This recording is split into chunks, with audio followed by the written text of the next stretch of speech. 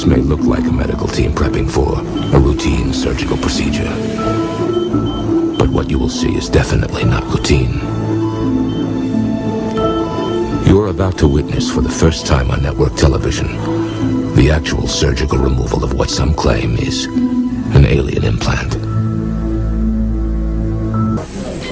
With this procedure, we finally have the opportunity to get to the bottom of this incredible mystery. We found one man who believes he has an implant and wants it out of his body. He wishes to be referred to only as Paul. Paul, how did you first become aware that you might have an implant? Listen, Bud, I don't know what's going on. I fell over in Disneyland and I got a splinter. I tried getting it out with a pin, but I couldn't get at it, so I went to the doctors. They gave me an x-ray, and then this doctor started going on about alien implants and reckoned I'd been abducted by aliens. And my name's not even Paul. How did you feel when you found out the object was there? Well, I was okay about it. Like I said, it's just a splinter. But that doctor, he keeps asking me if I've ever been abducted by aliens. He reckons, right, it's an alien implant designed to control my mind. I reckon whatever's controlling his mind, he should stop taking them. Dr. Strieber, he calls himself. He's more like Doctor Who. Paul is an interesting case. We took a physical examination of his hand and arm. We looked for the telltale marks of the portal of entry. He was examining my hand, right? Then he lifted up my arm and he was looking in my armpits for a portal of entry. A portal of entry? What's all that about? My name's not even Paul, and the splinter's in my thumb.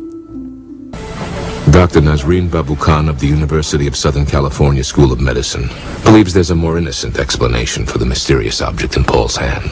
Oh, Dr. Strieber is bonkers. I used to go out with him years ago, but I finished with him, because all he would ever do is, when he came home from work, is smoke pot and watch episodes of V. I feel pity for that guy with a splinter. He'll have him in the operating theatre with about 6 other doctors, all as bonkers as him, and then he'll get a film crew in from the Paranormal Channel. I know what he's like. He's not right in the head, but he'll do a good job of getting the splinter out, mind. Nevertheless, We are trying to find out by a scientific method and use those principles of science to find out exactly what this phenomena is and what's going on in these individuals. just what is the foreign object inside Paul's body? The only way to know for sure is to have it removed. Are you afraid of having this taken out? No, I'm not afraid of having the splinter taken out, of course not. But what worries me is all this fuss they're making about it. My wife has had phone calls from Jerry Springer, Fox News and Uri Geller. With everything in place, the surgical team begins its work. A local anesthesia numbs Paul's hand. The surgeon makes an incision, and it's time to remove the foreign object.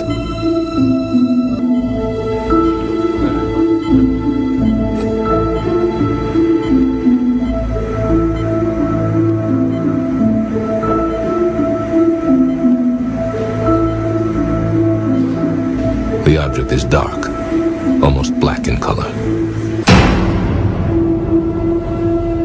This is one of the most unusual objects that I've seen in 34 years of medical practice. Of course, other tests may offer a more conclusive analysis of what this unknown object may be. Until then, Paul must deal with the unexpected emotions he's felt since the object was removed. Well, to be honest with you, but I'm still stunned by it all. I feel like I spent a fortnight in Roswell, North Florida, and the health insurance people, they've been a nightmare. They wanted to know why the bill was so high to remove a splinter. When I told them that the doctor thought I'd been abducted by aliens, they sent a fraud squad round to my house. I tell you what, next year we're going to go to Treco Bay for our holidays.